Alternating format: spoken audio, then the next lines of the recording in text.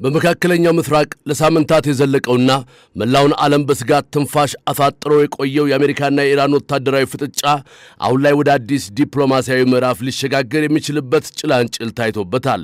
የዋሽንግተንና የቴህራን የቃላት ጦርነትና የወታደራዊ ኃይል ትዕይንት በተለይም በሆርሙዝ የባህር ወሽመጥ ላይ የተጣለው እገዳ ዓለም አቀፍ የነዳጅ ገበያውን ካናጋ በኋላ ፕሬዚደንት ዶናልድ ትራምፕ ያልተጠበቀ ንግግር አድርገዋል። ፕሬዚደንቱ በ48 ሰዓታት ውስጥ አዲስ ድርድር ሊጀመር እንደሚችል ለኒውዮርክ ፖስት በሰጡት ቃል ዝግ የነበረው የዲፕሎማሲ መስኮት ዳግም ሊከፈት እንደሚችል አመልክተዋል። ይሁን እንጂ ባለፈው ሳምንት በፓኪስታን የተደረገው ሙከራ ያለ ውጤት መጠናቀቁና በሁለቱ ሀገራት መካከል ያለው ጥልቅ የጥቅም ግጭት ግማሽ ያህሉ የተነሳለትን የ48 ሰዓታት ተስፋ በጥርጣሬ እንድንመለከተው ያደርገናል። ይህ ድርድር በእርግጥ ወደ ዘላቂ ሰላም ያመራል ወይንስ ለከፋ ወታደራዊ እርምጃ መነሻ የሚሆን የጊዜ መግዣ ስልት ነው የሚለው የአካባቢው የፖለቲካ ተንታኞች የወል ጥያቄ ሆኗል። በዛሬው ዓለም አቀፍ ትንታኔያችን በሁለቱ ሀገራት መካከል ያለው የማይናወጥ አቋምና የቀጣናው ሀገራት ስጋት ለድርድሩ ስኬት ምን አይነት እንቅፋቶችን ይደቅናል፣ ዓለም አቀፍ ሕጎችና ቀድሞ የነበሩ የሀገራት ተሞክሮዎችስ ለዚህ ቀውስ ምን መፍትሄ ይጠቁማሉ የሚሉትን ጥያቄዎች በዝርዝር እንመለከታለን። ዳዊት አርያ ያዘጋጀውን ክብሮም ወርቁ አቀርበዋለሁ።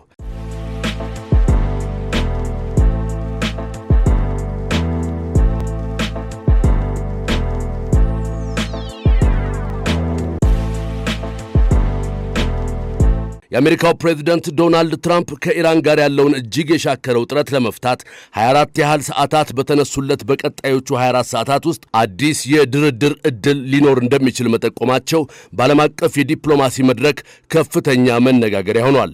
ፕሬዝዳንቱ ይህንን ፍንጭ የሰጡት ከኒውዮርክ ፖስት ጋር ባደረጉት ቃለ ምልልስ ሲሆን ይህም በሁለቱ ሀገራት መካከል ለሳምንታት የዘለቀውንና እስከ ወታደራዊ ግጭት የደረሰውን ውጥረት ለማርገብ የተያዘ አዲስ አቅጣጫ ተደርጎ ተወስዷል። ይሁን እንጂ ይህ ፍንጭ የመጣው ባለፈው ሳምንት በፓኪስታን አስተናጋጅነት የተጀመረውና ለሁለት ሳምንታት የተኩስ አቁም ስምምነት ተደርጎበት የነበረው ድርድር ያለ ስምምነት መጠናቀቁ በተገለጸ ማግስት መሆኑ ጉዳዩን ይበልጥ ውስብስብና ትኩረት የሚሻ ያደርገዋል። ሮይተርስና ቢቢሲ ይህ ትንታኔ እስከተጠናቀረበት ጊዜ ድረስ እንደዘገቡት የኢራን መንግሥት እስካሁን ለዚህ የ48 ሰዓታት የጊዜ ገደብ ይፋዊ ምላሽ ባይሰጥም በስተጀርባ የሚከናወኑ የዲፕሎማሲ ሥራዎች መኖራቸውን የኳታርና የፓኪስታን ምንጮች እየገለጹ ይገኛሉ። የአሜሪካና የኢራን ግንኙነት ታሪካዊ ዳራ ሲመረመር አለመግባባቱ ከአስርተ ዓመታት በፊት የጀመረ ቢሆንም በቅርቡ የተፈጠረው ቀውስ ግን በዋነኝነት በሆርሙዝ የባህር ወሽመጥ የንግድ መስመር ላይ ያተኮረ ሆኗል።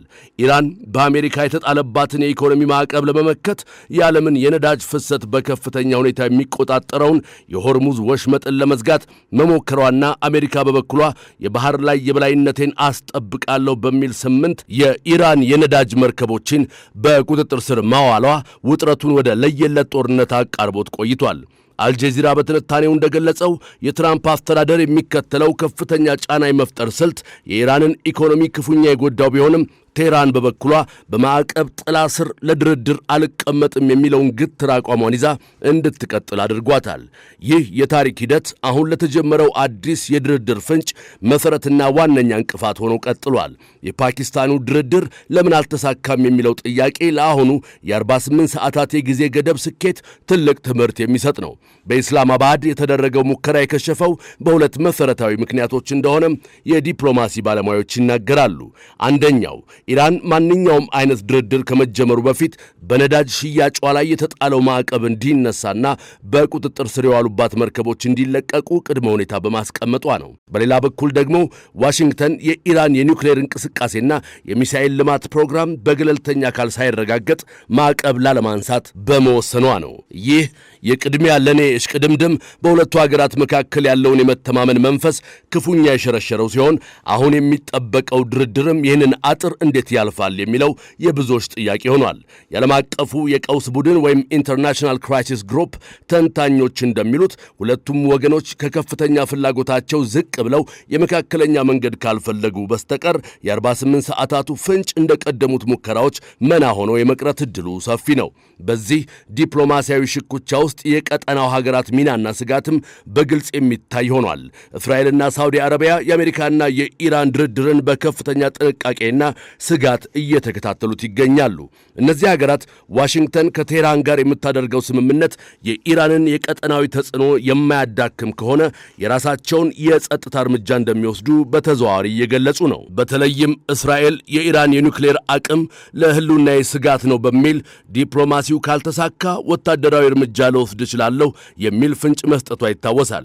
በሌላ በኩል ደግሞ ኳታርና ፓኪስታን እንደ መካከለኛ አደራዳሪ ሆነው የሚጫወቱት ሚና በሁለቱ ሀገራት መካከል ያለውን መረጃ የማመላለስ ሥራ እያሳለጠው ይገኛል። ፕሬዚደንት ትራምፕ በቃለ ምልልሳቸው ወቅት ለድርድሩ ፍንጭ የሰጡት እነዚህ ሀገራት ባደረጉት ግፊት ሳይሆን እንዳልቀረ የሚገመተውም ለዚህ ነው። ሊጠናቀቅ 24 ሰዓታት ብቻ የቀሩት የጊዜ ገደብ አንድምታ ከዲፕሎማሲ ባለፈ የዓለምን የመጣኔ ሀብት ሁኔታም ይነካል። የድርድር ፍንጩ መሰማቱን ተከትሎ በዓለም ገበያ የነዳጅ ዋጋ የተወሰነ መረጋጋት ማሳየቱን የብሉምበርግ ዘገባዎች ያመለክታሉ። ይህም የሚያሳየው ዓለም አቀፉ ማህበረሰብ በሆርሙዝ ወሽመጥ ላይ ለሚፈጠሩ ጥቃቅን ለውጦች እንኳ ምን ያህል ስሜታዊ እንደሆነ ነው። ሆኖም ይህ መረጋጋት ዘላቂ የሚሆነው በሁለቱ ሀገራት መካከል የሚደረገው ድርድር ወደ ተጨባጭ ውጤት ሲመጣ ብቻ ነው። ኢራን በአሁኑ ወቅት ያለችበት የኢኮኖሚ ቀውስና የዋጋ ግሽበት ወደ ድርድር ጠረጴዛው እንድትመጣ የሚያስገድዳት ቢሆንም የሀገሪቱ የበላይ መሪዎች ግን ብሔራዊ ክብራችንን አንሰጥም በሚል አቋም ላይ ይገኛሉ። ትራምፕም በበኩላቸው በቅርቡ የሚካሄደውን ምርጫ ታሳቢ በማድረግ የኢራንን ጉዳይ በዲፕሎማሲያዊ ድል ለመቋጨት እንደሚፈልጉም ይገመታል። ወደፊት ምን ሊከሰት ይችላል ለሚለው ጥያቄ የፖለቲካ ተንታኞች ሶስት ዋና ዋና አቅጣጫዎችን ያስቀምጣሉ። የመጀመሪያውና ተመራጭ የሆነው ሁለቱም ሀገራት ለተወሰነ ጊዜ የሚቆይና ማዕቀቦችን በከፊል የሚያነሳ ጊዜያዊ ስምምነት ላይ መድረስና ለሰፊ ድርድር መንገድ መክፈት ነው። ሁለተኛው አቅጣጫ ድርድሩ ዳግም ከሽፎ አሜሪካ የኢኮኖሚና የወታደራዊ ጫናዋን ማጠናከርና ኢራን ደግሞ በሆርሙዝ ወሽመጥ ላይ የምታደርገውን ትንኮሳ መቀጠል ሲሆን ይህም ወደ ክልላዊ ጦርነት ሊያመራ ይችላል። ሶስተኛውና አሁን ያለው ሁኔታ እንዲቀጥል የሚያደርገው ደግሞ ግልጽ የሆነ ስምምነት ሳይደረስ ነገር ግን ወታደራዊ ግጭት ሳይፈጠር የቀዝቃዛ ጦርነት ሁኔታው ለረጅም ጊዜ እንዲቀጥል ማድረግ ነው። ፕሬዚደንት ትራምፕ የጠቀሱት 48 ሰዓታት ከእነዚህ አቅጣጫዎች ውስጥ የትኛው እንደሚመረጥ የሚታይበት ወሳኝ ምዕራፍ ይሆናል። ፕሬዚደንት ትራምፕ የ48 ሰዓታቱን ጊዜ የጠቀሱት በቀጥታ ለኢራን መንግሥት የቀረበ ጥሪ በሚመስል መልኩ ነው። ይህ ጥሪ ግን በውስጡ ጥንቃቄ የታከለበት ማስጠንቀቂያንም የያዘ እንደሆነ ተንታኞች ይገልጻሉ። ለኢራን የቀረበው የዲፕሎማሲ ግብዣ ተቀባይነት ካላገኘ ዋሽንግተን በቀጣይነት የምትወስደው እርምጃ በወሽመጡ ላይ ያለውን የቁጥጥር ስፋት ይበልጥ ማጥበቅ ሊሆን እንደሚችል ይገመታል። በተለይም የአሜሪካ ማዕከላዊ እዝ የባህር ኃይል የበላይነትን ለማስጠበቅ በሚል የጀመረው አሰሳ አዲስ ድርድር እስካልተጀመረ ድረስ ተጠናክሮ እንደሚቀጥል ፕሬዚደንቱ በንግግራቸው መሃል ጠቁመዋል። ይህም ማለት 48 ሰዓታቱ የድርድር ዕድል ብቻ ሳይሆን ኢራን የምትሰጠው ምላሽ የአሜሪካን ቀጣይ ወታደራዊ ውሳኔ የሚወስንበት መስቀለኛ መንገድ ነው ማለት ነው።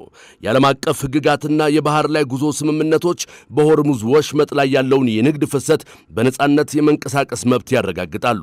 ይሁን እንጂ ሁለቱም ወገኖች እነዚህን ሕጎች እንደየፍላጎታቸው ሲተረጉሟቸው ይስተዋላል። ኢራን ወሽመጡን እንደ ራሷ ግዛት በመቁጠር የፍተሻ መብት እንዳላት ስትሞግት፣ አሜሪካ ደግሞ ዓለም አቀፍ የንግድ መስመር በመሆኑ በማንኛውም ሁኔታ ክፍት መሆን አለበት ትላለች። ቀደም ሲል እንደ ሰሜን ኮሪያ ካሉ ሀገራት ጋር የተደረጉ የድርድር ተሞክሮች እንደሚያሳዩት ትራምፕ የግፊትና የውይይት ወይም ፕሬሸር ኤንድ ዳያሎግ ስልትን በማጣመር ውጤት ለማምጣት ይሞክራሉ። ነገር ግን የኢራን የፖለቲካ መዋቅር ከሰሜን ኮሪያ የተለየና ውስብስብ በመሆኑ ይህ ስልት ውጤታማ ስለመሆኑ ብዙዎች ይጠራጠራሉ። መካከለኛው ምስራቅ አሁን ካለበት ከፍተኛ ስጋት እንዲወጣ ባለድርሻ አካላት ሁሉ ከግትር አቋማቸው በመለስ ዲፕሎማሲያዊ ብልሃትን ሊከተሉ ይገባል። የባህር ላይ ጉዞ ነጻነትን የሚያከብርና የሀገራትን ብሔራዊ ጸጥታ የማያሰጋ ስምምነት ላይ መድረስ ለቀጣናው ብቻ ሳይሆን ለዓለም አቀፉ ኢኮኖሚም ወሳኝ ነው የሚል ምክር የሚለግሱት ደግሞ የቀጣናው ጉምቱ ተንታኞች ናቸው። ፕሬዚደንት ትራምፕ የሰጡት የ48 ሰዓታት የድርድር ዕድል የሰላም የመጀመሪያው በር ይሆን? የዲፕሎማሲው መስኮት ክፍት ሆኖ የጋራ መግባቢያ ነጥቦችን ከማንኛውም አይነት ወታደራዊ ትንኮሳ እናስቀድም ይሆን? ምላሹ ከሰዓታት በኋላ ይታወቃል።